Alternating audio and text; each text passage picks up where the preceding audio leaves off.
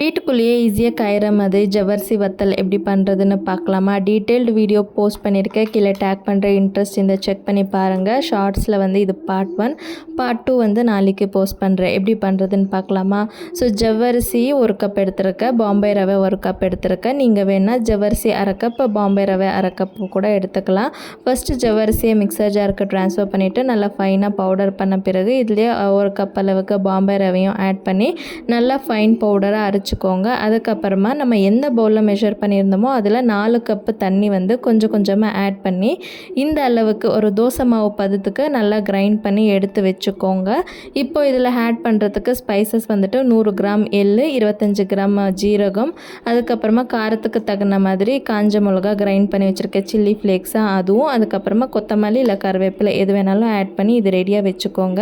மீதியை வந்து பார்ட் 2ல் போடுற இன்ட்ரெஸ்ட் இருந்தால் செக் பண்ணி பாருங்கள். பாய்.